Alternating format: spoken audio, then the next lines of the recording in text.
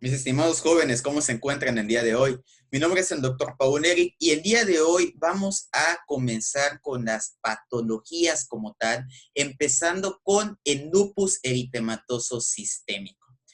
Vamos a hablar de manera general acerca de él, no vamos a salir de este video siendo reumatólogos, pero sí vamos a salir teniendo una noción de qué es el lupus y sobre todo de qué manera actúa y su correlación que tiene con sus manifestaciones clínicas, ¿sale? Bueno, primero que nada, vamos a tener que el lupus eritematoso sistémico va a ser en prototipo de las enfermedades autoinmunitarias, ¿sale? ¿Se acuerdan que habíamos visto que las enfermedades autoinmunes van a ser específicas de órganos y sistémicas? En este caso, el lupus eritematoso va a ser principalmente sistémico, dado que se va a encontrar afectando una gran cantidad de partes del cuerpo, ¿sale?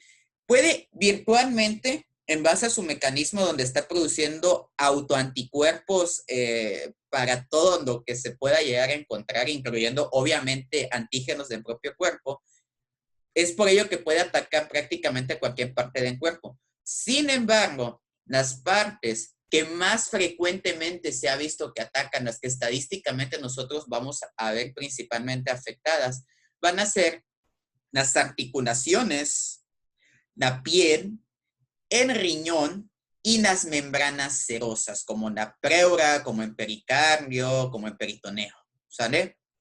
La epidemiología del lupus va a tener una prevalencia de 1 de cada 2.500 habitantes en lugares donde es bastante frecuente. Si se dan cuenta, el lupus no es tan raro, tampoco es tan frecuente como que si digas tú que 1 de cada 100, pero 1 de 2.500 pues ya hace que, aunque tú no seas personal de salud, al menos una de las personas que conozcas en toda tu vida va a tener lupus. Ahora, ¿a quiénes afecta más?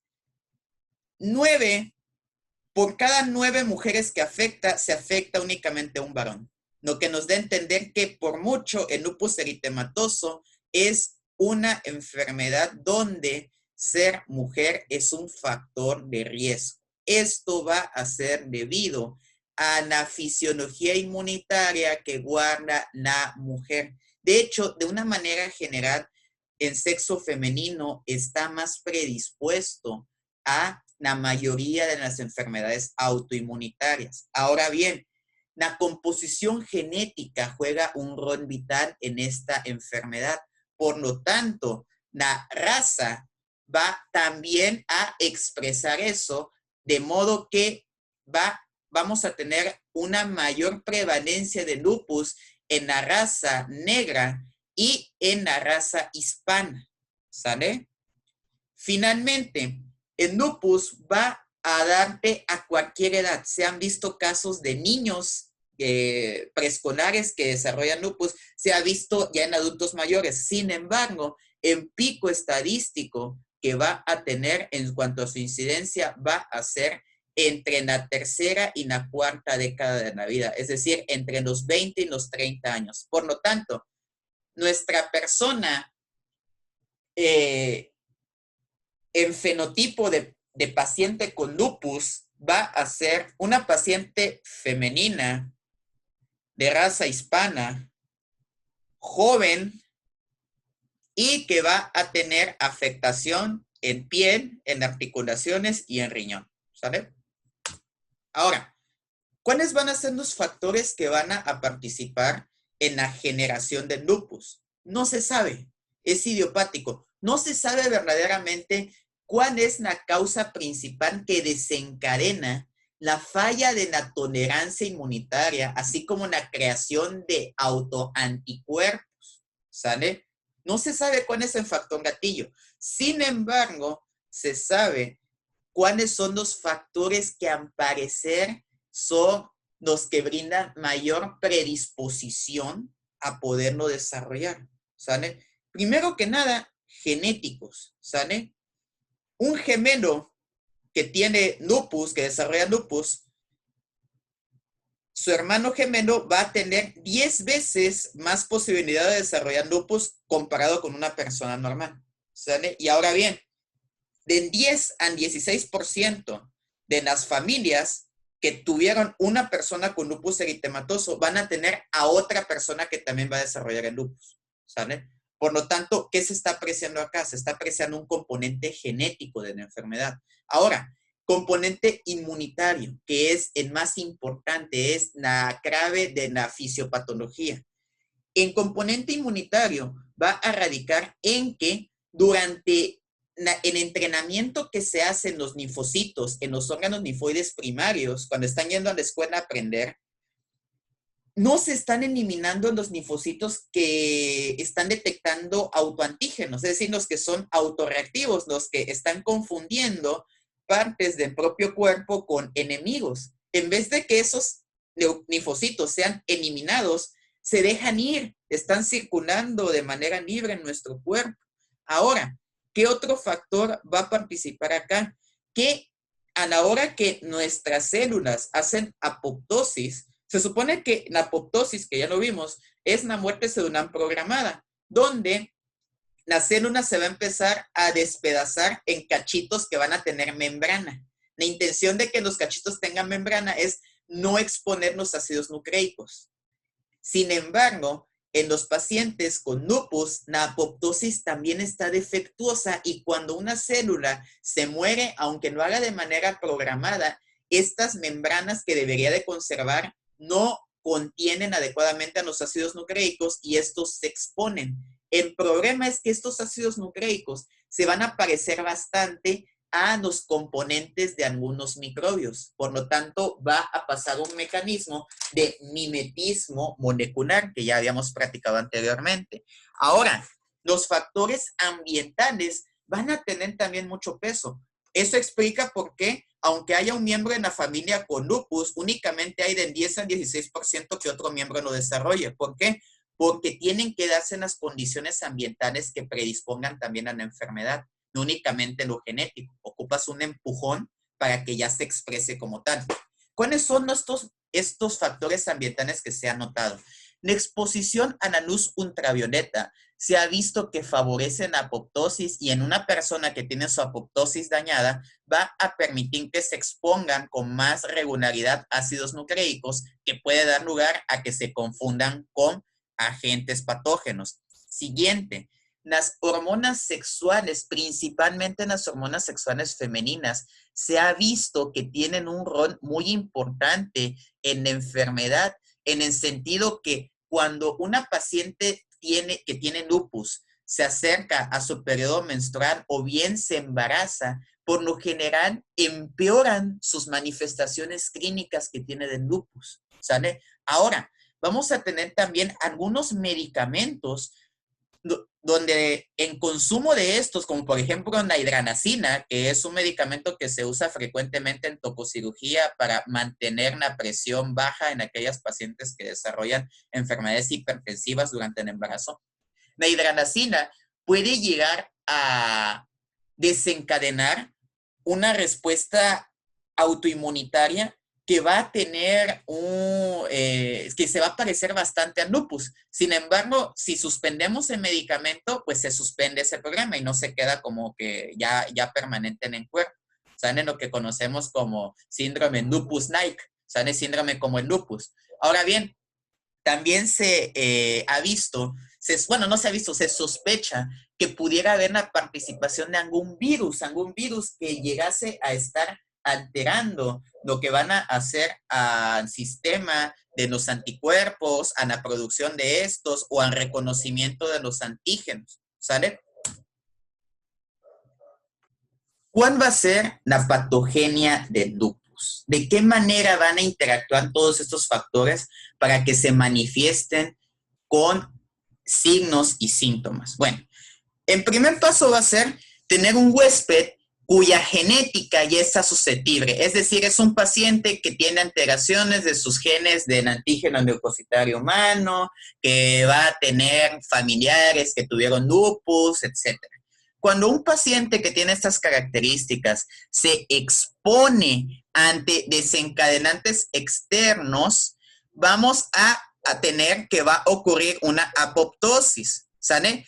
Acuérdense que estos pacientes van a tener apoptosis defectuosas de las células, es decir, en vez de que en apoptosis esté envolviendo en membrana cada pedacito de la célula, no lo está haciendo correctamente y se están exponiendo pedacitos de núcleo que contienen ácidos nucleicos, ADN, ARN e incluso proteínas del propio ADN, ¿sale?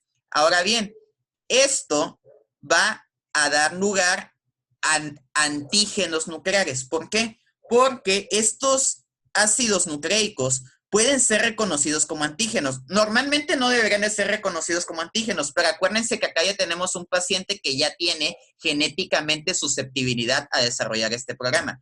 Ahora bien, el paso número 2 va a ser que va a haber un fallo de la autotolerancia. Como estos pacientes ya tienen ese problema, vamos a tener que los linfocitos T y B específicos van a confundir esos antígenos nucleares como que si fueran agentes patógenos y van a empezar a interactuar con ellos. Y en respuesta a esta interacción, los linfocitos B van a empezar a producir anticuerpos. Y como el antígeno está hecho de material nuclear, estos anticuerpos se van a llamar anticuerpos antinucleares, que se abrevian ANA, los cuales son bastante importantes porque si bien no nos van a dar en diagnóstico de certeza de lupus, sí son bastante característicos de la enfermedad, de tal manera que si un paciente no tiene antígenos nucleares, antinucleares,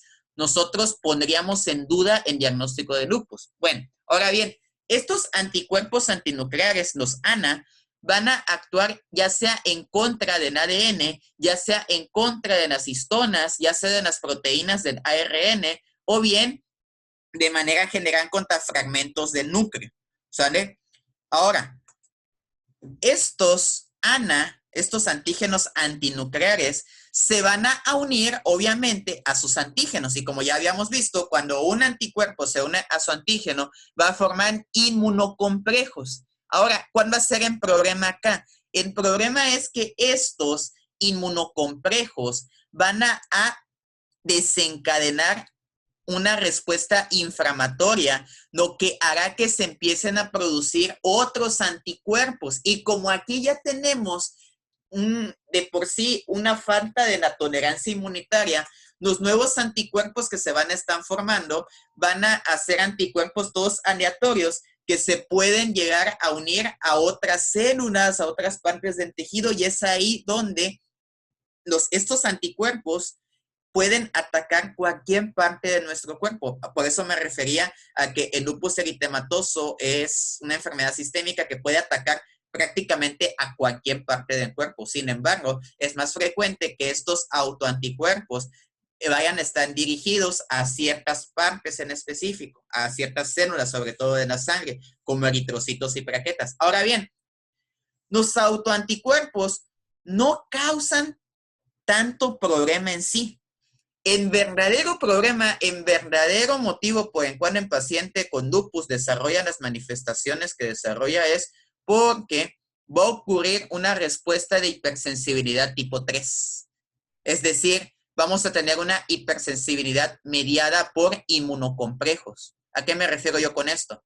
La unión de los antígenos del núcleo con los ANA va a formar inmunocomplejos. Y el problema está que esos inmunocomplejos, cuando ya se acabaron de usar, la basura que sobra se va a depositar en los vasos sanguíneos y también en los glomérulos del riñón. Y eso va a causar la hipersensibilidad tipo 3, donde va a desencadenar una respuesta inflamatoria, ¿sale? Que muy a menudo se va a hacer crónica. Ahora bien, esta respuesta inflamatoria mediada por inmunocomplejos va a atacar principalmente a la piel, al riñón y al resto de los vasos sanguíneos, así como, aunque no aparezca acá en la imagen, también a las articulaciones, ¿sale? Es por ello que nuestros pacientes con lupus eritematoso van a desarrollar las siguientes manifestaciones. Vamos a dividir las manifestaciones clínicas del lupus en 3 categorías. manifestaciones generales, manifestaciones cutáneas y manifestaciones sistémicas diversas. Las manifestaciones generales van a ser el resultado de una respuesta inflamatoria sistémica. Vamos a tener un paciente que se va a sentir cansado, precisamente porque está consumiendo bastantes de sus recursos energéticos para estar produciendo tanto anticuerpo y la inflamación. Va a tener fiebre porque se está desencadenando citocinas que pueden actuar como pirógenos endógenos y al mismo tiempo pues causar la fiebre.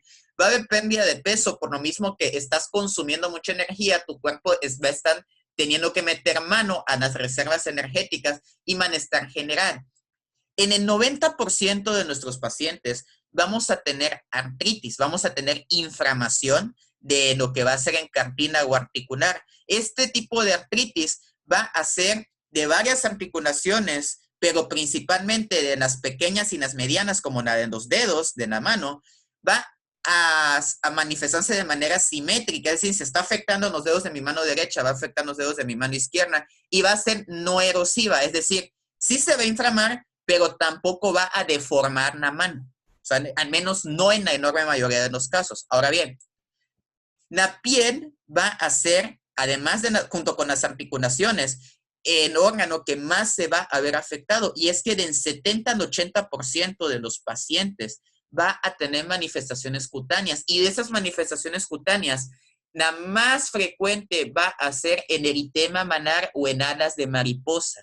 En eritema malar se va a manifestar como un eritema que va a estar presente en la cara y que va a adoptar la forma de unas alas de mariposa, ¿sale?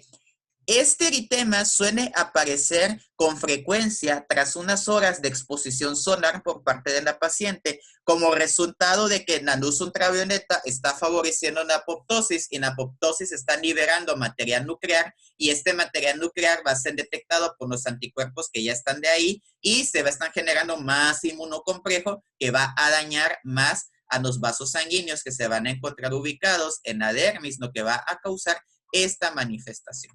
¿Sale?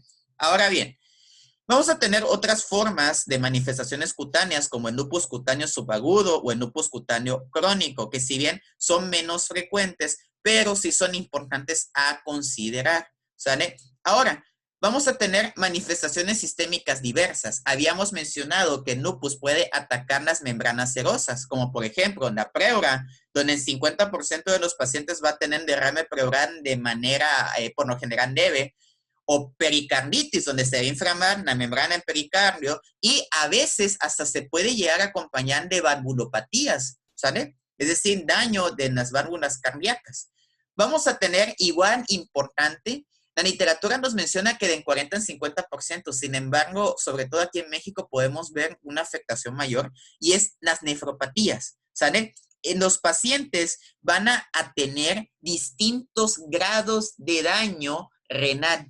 ¿Sale? Que puede ir desde una insuficiencia renal leve que se queda hasta ahí y no progresa, hasta francamente una insuficiencia renal terminal que incluso puede hacer que los pacientes ameriten de un trasplante renal, como por ejemplo le pasó a la actriz Selena Gómez. Ahora bien, muchos pacientes pueden también desarrollar manifestaciones neuropsiquiátricas y no se tiene claro si estas manifestaciones neuropsiquiátricas son el resultado del daño de los propios autoanticuerpos a neurotransmisores y a receptores del sistema nervioso o si son resultado de que los pacientes están padeciendo constantemente estos signos y síntomas y muchas veces batallan muchísimo, pasan hasta años para que puedan ser diagnosticados exitosamente, ¿sale? Y por último, vamos a tener manifestaciones hematológicas que pueden ser el resultado de la presencia de autoanticuerpos que se van a estar adhiriendo a células sanguíneas, causando anemia por pérdida de eritrocitos, leucopenia por pérdida leucopenia por pérdida de leucocitos, linfopenia por pérdida de linfocitos o trombocitopenia por pérdida de plaquetas. En este caso, por lo general, las manifestaciones hematológicas van a ser leves. Y pues acá tenemos, ¿no? El eritema en alas de mariposa y acá tenemos un caso de lupus cutáneo subagudo, ¿sale? Ahora bien, ¿cómo vamos a hacer el diagnóstico de lupus eritematoso? Para que nosotros podamos hacer el diagnóstico, debemos de retomar el tema de los anticuerpos, y es que debemos de tener la clínica y al mismo tiempo también los estudios de los anticuerpos, ¿sale? En este caso, como ya les había comentado, vamos a tener varios autoanticuerpos, pero los tres que van a ser más importantes y más frecuentes en general en todos los pacientes que tienen lupus van a ser estos. Primero, en ANA, en anticuerpo antinuclear, que vamos a encontrarlo en el 98% de todos los pacientes que tienen lupus. Ahora bien, alguien con muchísima razón me podría decir, oiga doctor, entonces todos los pacientes que tienen ANA ya tienen lupus. No, resulta que si tú agarras al azar a algún paciente que está bien sano, no tiene nada, y le checas, le buscas anticuerpos antinucleares en su sangre, puede darte positivo. O sea, eso quiere decir que en que yo tenga anticuerpos antinucleares, no forzosamente quiere decir que es una persona que tiene lupus. Si no tiene el cuadro clínico, si no tiene ninguna de esas manifestaciones, no tiene lupus, ¿sale? Pero si un paciente tiene estas manifestaciones, pero no tiene anticuerpos antinucleares, vas a poner en tela de juicio si verdaderamente se trata de un caso de lupus, ¿sale? Ahora bien, en anticuerpo anti-ADN bicatenario lo vamos a encontrar en el 80% de los pacientes, y este anti-ADN bicatenario va a ser más específico para lupus, ¿sale? De tal manera que si nuestro paciente tiene ANA, tiene cuadro clínico y tiene anti-ADN bicatenario, podemos tener más seguridad de que se trate de un cuadro de lupus. Ahora, ¿quiénes son los pacientes que más frecuentemente van a tener anti-ADN bicatenario? Los pacientes que estén teniendo daño renal ya más de moderado a severo, ¿sale? Por lo tanto, los anti-ADN bicatenario también se usan en un paciente ya diagnosticado para poder ver si un daño renal está o no está asociado a lupus. Finalmente, vamos a tener los anticuerpos anti-Smith en honor a la persona que nos descubrió. Los anticuerpos anti-Smith van a ser los menos frecuentes, porque solo se van a encontrar en el 20 al 35% de todos los casos, pero ojo, dato súper importante, son los más específicos de la enfermedad. Si un paciente tiene un cuadro clínico dudoso, pero tiene anticuerpos anti-Smith, ese paciente tiene lupus eritematoso sistémico, ¿sale? Obviamente, esta no es una regla absoluta, es más que nada una recomendación en base a las guías, ¿sale? Obviamente queda a juicio del reumatólogo, que es el especialista de esto. Sin embargo, la literatura nos comenta que el anticuerpo anti-Smith es el más específico de la enfermedad y muchas veces es el que nos permite establecer el diagnóstico con certeza. Ahora, ¿de qué manera vamos nosotros a diagnosticar al paciente ahora que ya sabemos este rollo de los anticuerpos? Bueno, primero que nada, tenemos un paciente que tiene datos clínicos de lupus, no sé, mujer, joven, vemos que tiene eritema malar, le duelen las articulaciones, ya lleva fiebre desde hace un año, ya fue con todos los médicos de seminarios, con todos los de farmacias de ahorro y nomás no le encuentran nada. Entonces, en este caso, si yo sospecho de lupus, lo primero que voy a hacer será solicitar prueba de anticuerpos antinucleares en sangre. Si yo encuentro que tiene títulos mayores a 1,80, es un paciente que muy probablemente tiene lupus, así que voy a continuar con el protocolo de estudio. Si no los tiene, podría descartar que se trate de lupus, a menos que llegue a un callejón sin salida donde ya descarté todas las enfermedades y al final pues voy a tener que regresar otra vez acá. Pero por lo general, si tiene manifestaciones pero no tiene ANA, no va a tener lupus. ¿Sale? Como vimos, los ANA están en el 98% de todos los casos, así que pues si los tiene es porque sí va a tener lupus. Por lo general, no es criterio suficiente. Por eso, una vez que nuestro paciente verificamos que tiene ANA en concentraciones de 1,80, ahora vamos a poner la siguiente cuadro de clasificaciones. Los criterios diagnósticos para lupus los vamos a dividir en criterios clínicos y en criterios inmunológicos, ¿sale? Para que nuestro paciente pueda ser diagnosticado con lupus, además de haber juntado los ANA que ya mencioné previamente, deberá de reunir 10 puntos. Y es que si ustedes se dan cuenta, cada situación tiene un puntaje diferente. Y ojo, debe de reunir 10 puntos y de esos 10 puntos, al menos uno debe de ser ya sea inmunológico o al menos uno deberá de ser clínico, ¿sale? Por lo tanto, ¿cuáles van a ser los criterios? Constitucionales, fiebre, 2 puntos. Hematológicos, tienen leucopenia, 3 puntos. Trombocitopenia o anemia hemolítica, 4 puntos cada uno. Trastornos neuropsiquiátricos, delirio, psicosis, crisis convulsivas, igual van a ir acumulando su puntaje. Alteraciones mucocutáneas, alopecia, úlceras orales, lupus discoide, lupus cutáneo agudo, igual va a tener distintos puntajes. ¿Sale? Si se dan cuenta, el lupus cutáneo agudo en eritema malar le aporta 6 puntos, ¿sale? Tiene bastante peso. Datos de compromiso de membranas serosas, paciente que ha hecho derrame pleural, que ha tenido pericarditis aguda, igualmente también es un dato bastante de mucho peso. Paciente que tiene artritis, que tiene manifestaciones que involucran a las articulaciones, igual bastante peso. Paciente que está teniendo proteinuria o paciente que le hacemos una biopsia renal y encontramos que tiene datos histopatológicos compatibles con daño por lupus, incluso hay uno donde la nefritis lúpica grado 4 ya automáticamente por sí sola entra como ya diagnóstico.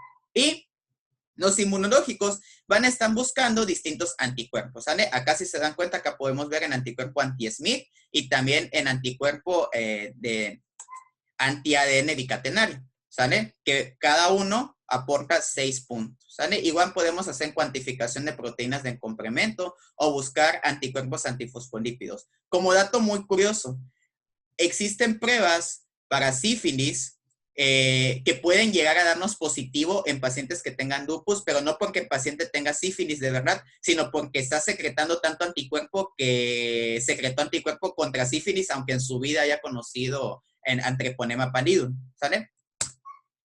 Ahora bien, si junta sus 10 puntotes, pues ya tiene lupus eritematoso sistémico, ¿sale? Ahora, ¿en tratamiento cuál va a ser? En tratamiento deberá de ser individualizado y deberá de correr a cargo del médico especialista que va a ser el reumatólogo.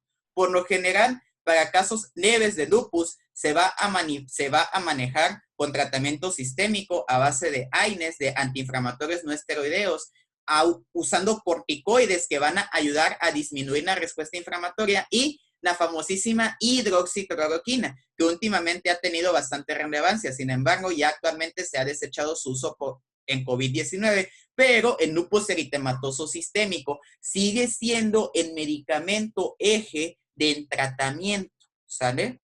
Ahora bien, en casos de lupus eritematoso sistémico grave, vamos a tener que aumentar las dosis de corticoides o incluso usar medicamentos que suprimen al sistema inmunológico, que son los famosos inmunosupresores, y el más usado de esos va a ser la ciclofosfamina, ¿sale?